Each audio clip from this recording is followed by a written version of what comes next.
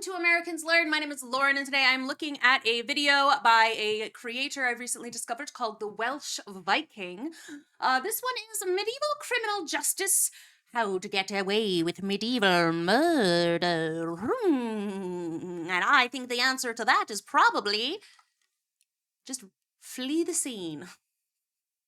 Put on a different hat and flee the scene, move to a new town, and bingo bango, no one will ever find you. You'll be fine. But yeah, that's going to be my guess. But I think it's probably going to be more like if you get caught, then this is how you can get out of it again. Once they know you did it, that's my assumption. But yeah. Let's find out. Hello, Jimmy here. Hello, Jimmy. I am a research archaeologist, so my master's degree is in archaeology by research, which means I have read hundreds of books and documents from the past couple of thousand years, most of which are about the law. Most of the law is really boring, so my challenge in this video is to talk about medieval law without it becoming one of those boring courtroom dramas. Yes, I think courtroom dramas are boring. There's only so many times somebody can say the word injunction before I start falling asleep. So, case dismissed. I like that he came right out with his credentials, though. So when we talk about laws in the Viking Age especially, and in the medieval period, we rely on some key texts. We rely on things like the capitularies of the Carolingian Empire. We rely on the Gragas laws of Iceland. We rely on the laws of Hywel Dda for Wales. We rely on the laws of Ethelbert and Wictred of Kent for the Anglo-Saxons. That's fun. And we rely on the literally libraries full of legal texts that the Byzantine Empire and the Roman Catholic Church the Justinian, wrote in the first 1,000 years that they existed, because oh boy did they love writing stuff down. Good. The problem is, most of it is incredibly dull. It's so boring. I mean, that fully tracks, obviously. Have you ever tried to read like a contract? Anything legal is boring as hell to read, which is, I really think that they should change that. They need to like start adjusting legal documents so that the average person can read and understand them without wanting to tear their hair out. Like, I don't know, they can do stuff like that to very dry texts. Just make it readable. Just make it readable, but do it better than No Fear Shakespeare did. Because, like, okay, look, I don't mean to throw shade on No Fear Shakespeare, but there's definitely room for improvement there. But just like in a similar vein, just make it so that I can read this contract and know what it says. And tax documents, exactly the same thing. Make it so I know what the hell is going on. What the heck? Okay, anyway, we'll just leave it. We'll table that for now. Guys, honest to God, like, so much of their law is about land disputes.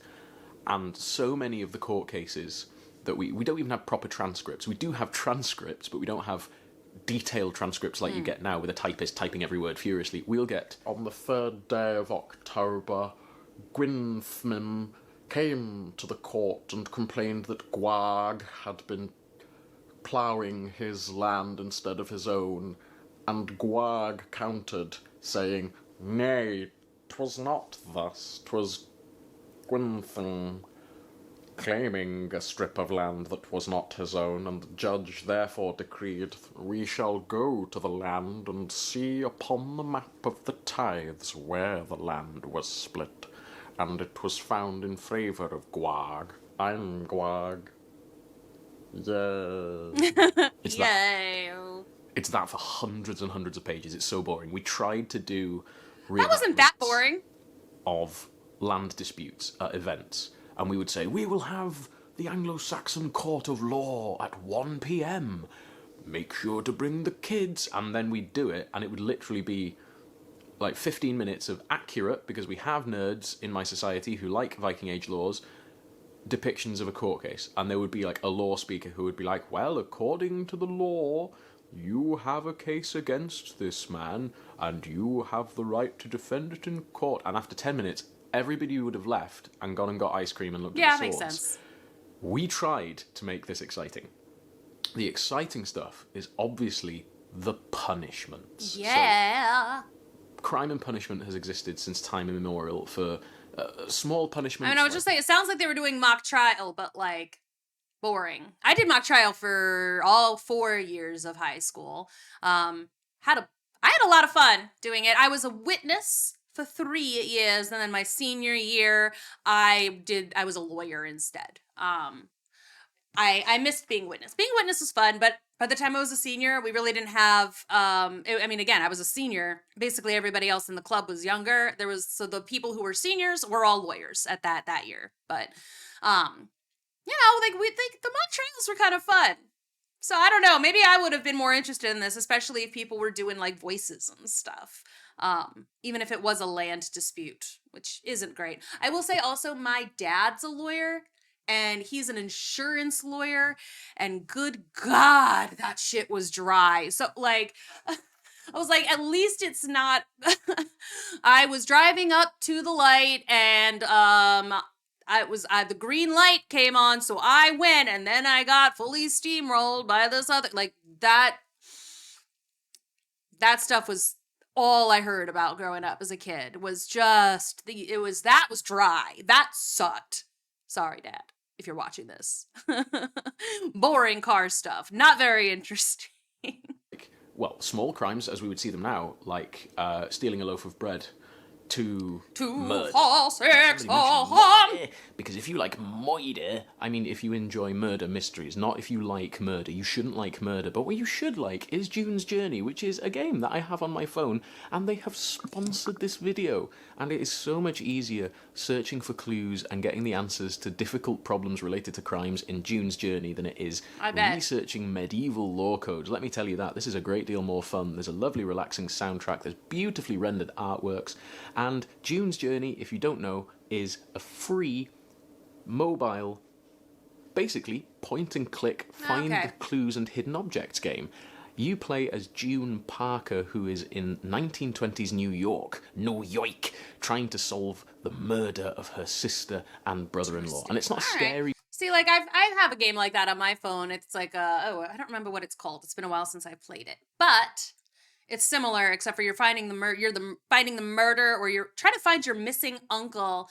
But you and he share this amazing magic power to like go into photographs of like different places, and then you're finding stuff in those places. And like the more photographs you explore, the more stuff you get. The more people are trying to like, you get like little pop-ups of somebody was here and they're looking to kill you the same way they killed your uncle. Like, we're looking, I have not finished this game. I'm never gonna finish it, but like, it is kind of fun. I do enjoy a little point and click game. It's a really relaxing Secret game. Society Mysteries is what it's called. Quite a nice way to unwind with a cup of tea after a day of research. There's also a fun base building element to it where you get to unlock upgrades to your family's estate on Orchid Island, and it's great. I love a base expansion game, and I love a point-and-click adventure. So if you like both of those, you'll really dig June's Journey, and it's free. It works on iOS and on Android, and they've sponsored this video, which is really, really cool of them.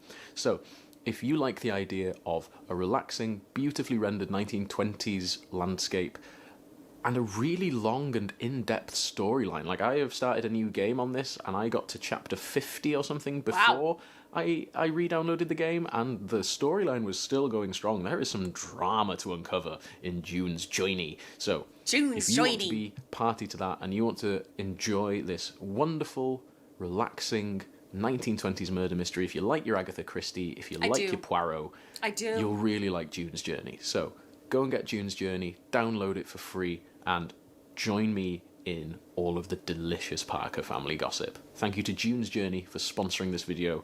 Go out and get it. It's well worth your time. You'll really enjoy it. Now, if you excuse me, I have to expand my conservatory.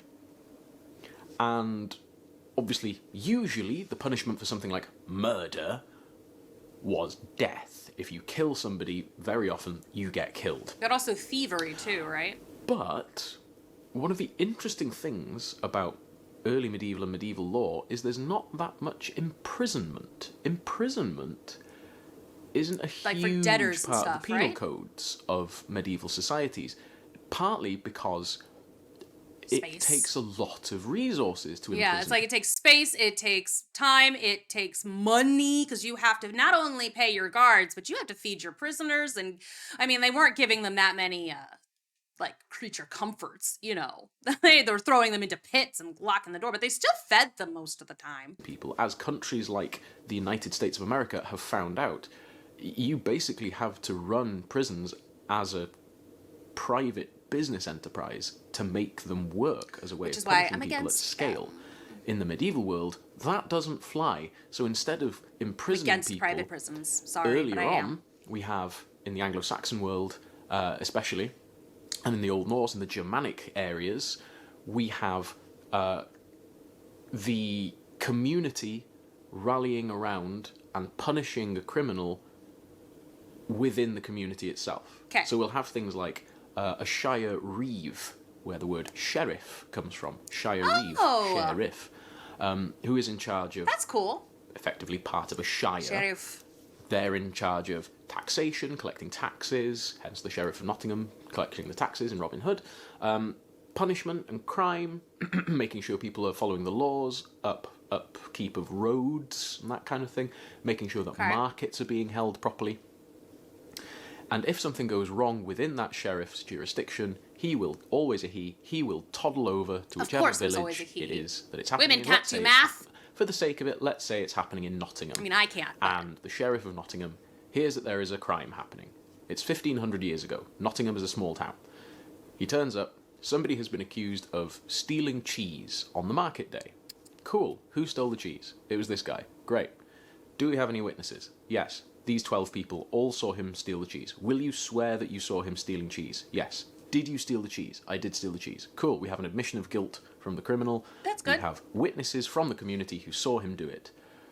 Does anybody want to speak on behalf of the criminal? Yes. His father and 2 other market holders want to speak on his behalf. He stole the cheese because his family is starving and because he has lost the rest of his family to war and plague. Cool. We'll take that into account. You will have to pay for the cheese. So you will pay this man compensation for the cheese. You'll also work on his market stall, or you'll churn his cheese, or however you make cheese. Make some cheese for a month for this guy. Make some cheese. For no pay. Cool. Go, get on with your lives. So we tend to see things like punishments that fit the crime. Right. I mean, that does feel also a little bit like when, if you overdraft your bank account, they charge you for it, though.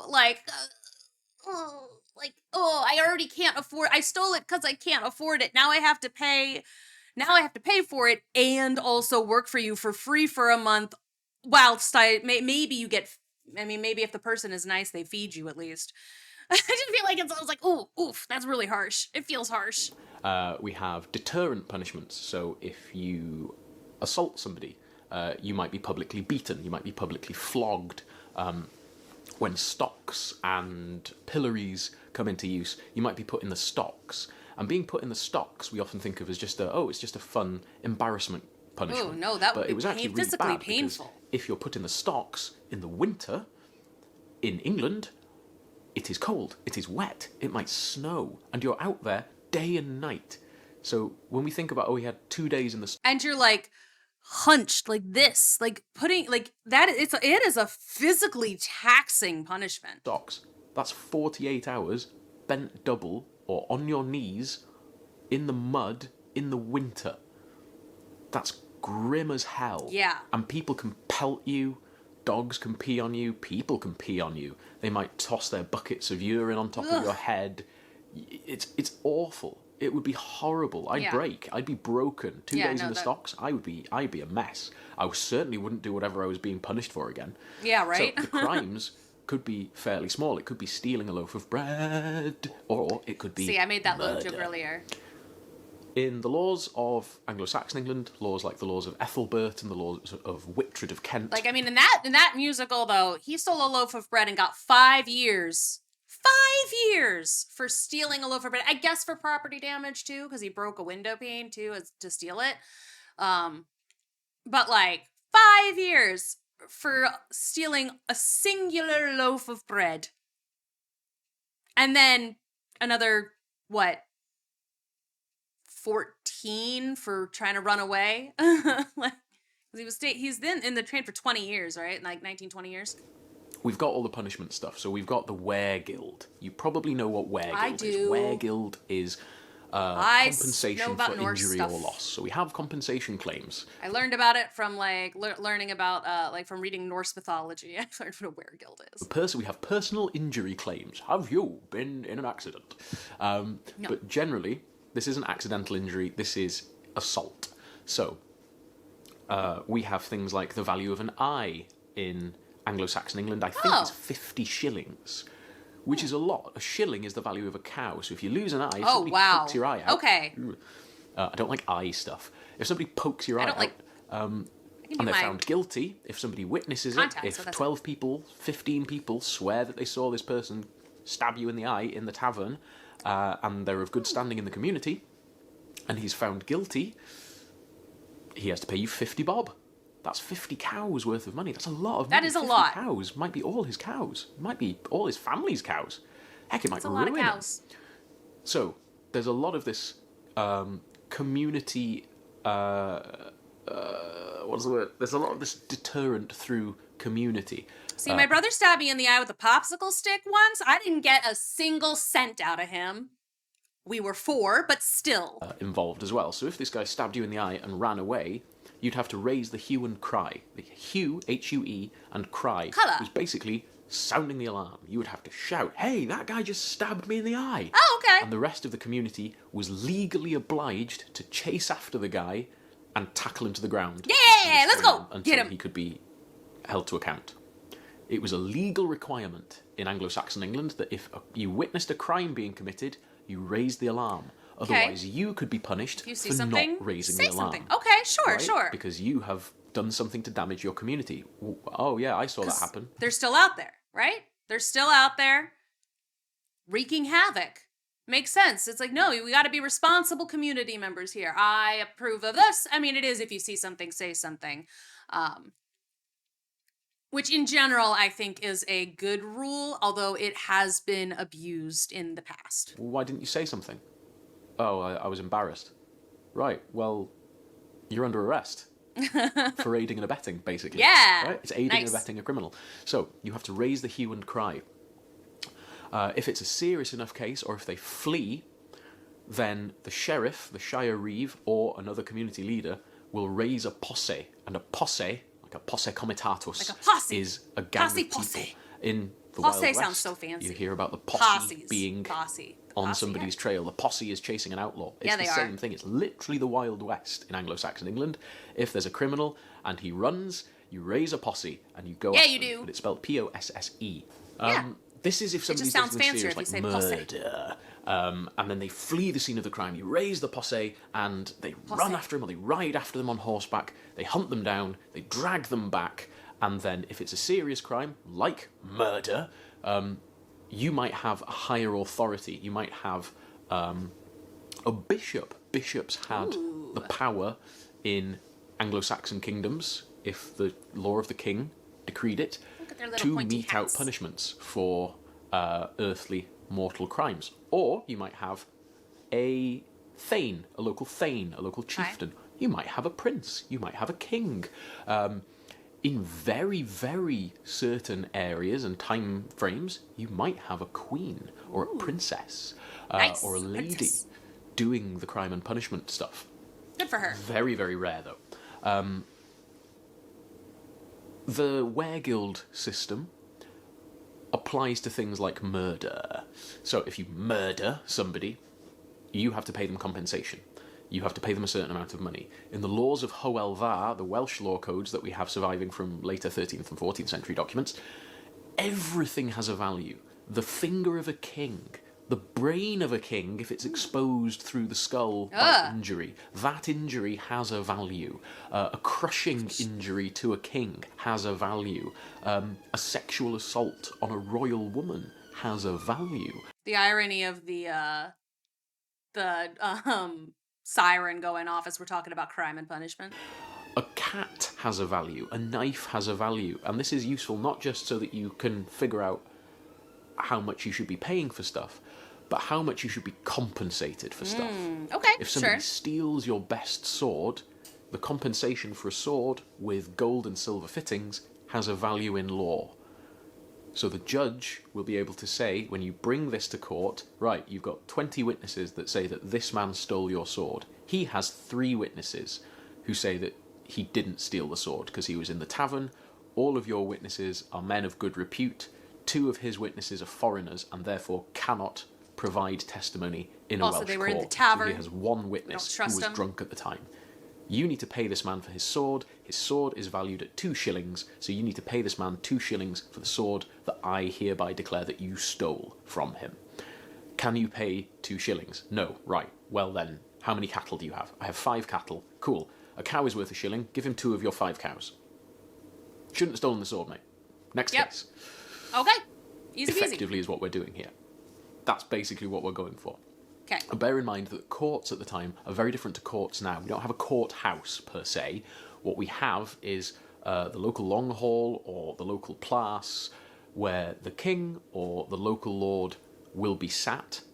If the king is progressing around his kingdom, you might have the king sitting in court. Ooh, fancy. And this is why it's called a court today, is because it's where the local noble, the local magistrate, or the king is sitting, and he is ruling, he is proclaiming, but he is also hearing court cases. He's hearing things from often noblemen who have complaints against each other.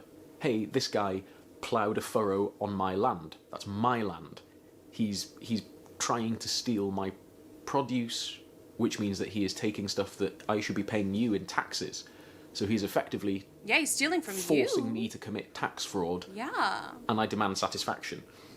And that satisfaction, when the Normans arrive, might be trial by combat. When the Normans conquer England in 1066, it takes them another 200 years to get Wales. Trial by combat becomes a little bit more common. The Normans are quite into their fighting, and so the Normans have trial by combat as a valid way of solving arguments. And this is usually things like blood feuds. Blood feuds were already common, where if a member of your family is killed or insulted, you bear a grudge against that person who did it and their family. And that might end up becoming a war, that might end up becoming murder. That might end up being cattle theft and raiding and all these kind of petty mini-civil wars that you get in the medieval period. Trial by combat is designed to skip all of that. Cool. Fight each other then. And then you and he fight each other, and whoever doesn't die wins. Sometimes, if you lose a trial by combat, you would be executed anyway. So you've lost a trial by combat. If it's a serious enough case, the punishment might have been death anyway, and they might hang you. Or behead you. Put your head on a spike. Why not? Let's have some fun with it, you know? Classic trial by combat that we've seen in things like Robert Eggers' The Northman, where the film ends with a really weird leather Speedos Holmgang judicial duel, effectively, is the Norse version, where you have a Holmgang, and a Holmgang is basically a legal duel. Right? Dueling is legal, according to the 12th century Gragas Icelandic laws. These are earlier laws, these are pre-Christian laws written down after Iceland is Christianized.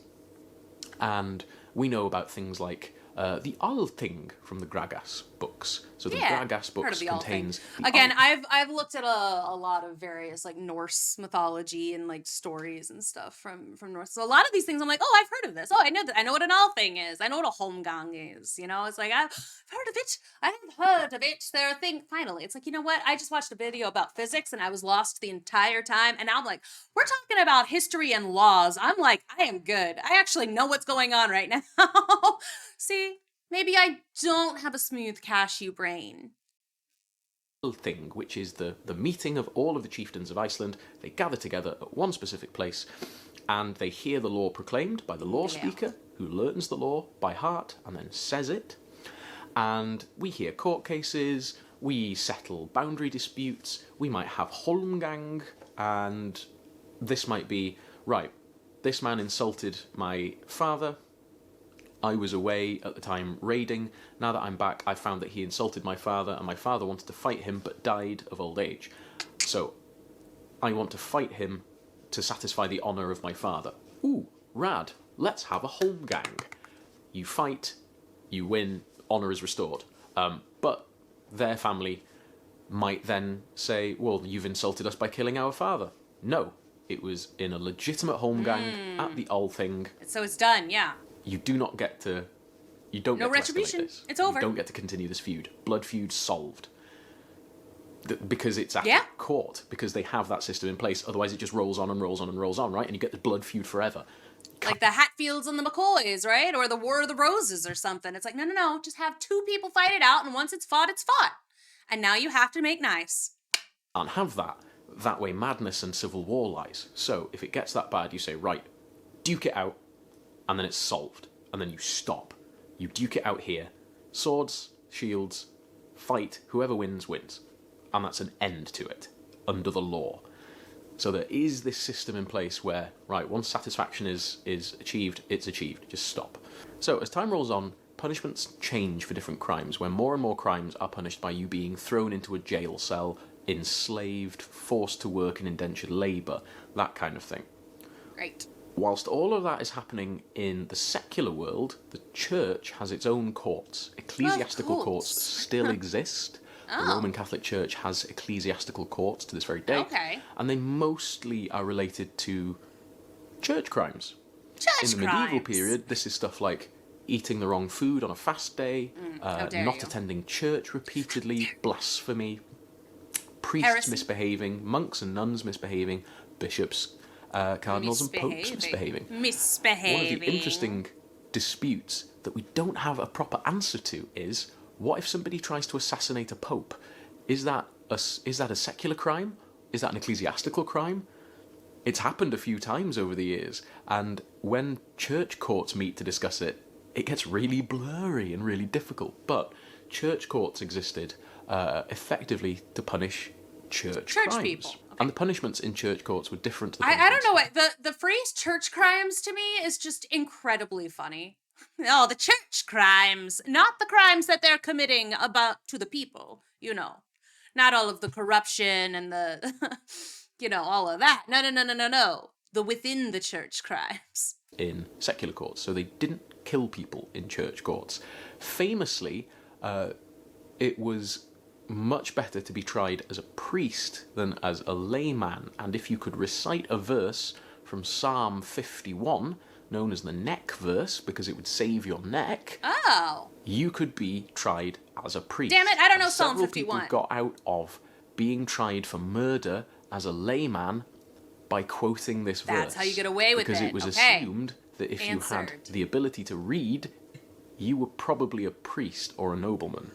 So, if you could quote this verse, you could be tried as a priest. Ben Jonson had a crack at it. The playwright, the 17th century playwright, had a crack at being tried as a priest, and it worked. He got off. But that's the thing about I ecclesiastical want to look up courts. If Psalm you 51 can, now. Try to get tried under an ecclesiastical court, because Okay. they will not Word. hang you. If ever I go back in time to the medieval times and I commit a crime, I will try to make it be a church crime. I gotta go look up Psalm 51. They might imprison you. You might have to say 1,000 Hail Marys. You might have to apologise in front of a mass in a cathedral. Oh, no. You might be embarrassed Sorry. in front of a cathedral full of Shouldn't people have by a done the bishop, thing. but they won't kill you. That's my advice for you, friends. 'Kay. I hope you enjoyed this I like video, it. and if you learn anything from this video, I hope that I it did. is always try to get tried under a medieval ecclesiastical court if Yep. you can. Yep. If I you learned have a that. blood feud against somebody's family and there is a judicial duel, accept the result of the duel for the good of the community. If you witness a crime in Anglo-Saxon England, always raise the alarm and the Say hue it. and cry, otherwise you could be punished as well. And the value of a cow is a shilling. Yeah, that was cool. I learned Good all party four out of those with you. things. Thank you so much for watching. I hope you enjoyed this video. Thank you I to did. June's Journey for sponsoring the video. Thank you to all my wonderful patrons. If you want to support the channel financially, you can join the Patreon. You can throw me a coffee on the coffee link in Yep. the description. Otherwise, like, subscribe, I've got share that this too. video amongst your friends, and stay out of trouble. Tana Tronessa. Till the next time. Bye. Hwyl am y tro. Bye-bye. Pulling on a troll. I did not say that right at all. He did not say pull a llama troll, but that is what I heard, and that is what I said. I was so wrong about that, but I'm gonna say that to the next Welsh person I meet. Pull It's funny. All right, I want to look up Psalm 51 so that way we can all um learn. Okay. Lift to our own sinful nature, we claim that sin is oh wait, no, that's not it. That's not the thing. Come on, where is it? That didn't tell me what it was at all. That didn't tell me what it was at all.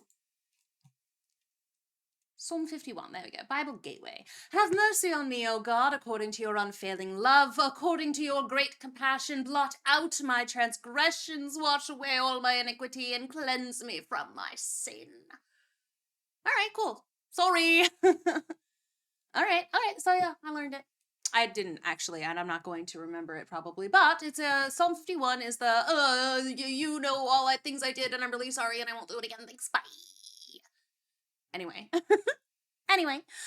This was fun. I enjoyed this. If you want to see more stuff like this, go ahead and let me know by leaving a like, leaving a comment, subscribing to the channel. All of that stuff really, really helps out. If you do want to help support our channel financially, there's several ways to do that. Super thanks, buying a coffee. The link is on the main channel page. Like under the channel description. Becoming a channel member, you do get some videos early as a channel member. And also some things that are not going to be edited. So there's some things that go up early for channel members, but then when I release them to everybody else, I have to like cut music or things of that nature. So you can just get a few extra little bonuses for being a channel member. But yeah, thanks again for watching. I really hope you enjoyed this. I certainly did, and I really like this guy. So I would love to do more Welsh Viking stuff. So thanks again. I'll see you in the next one. Bye-bye.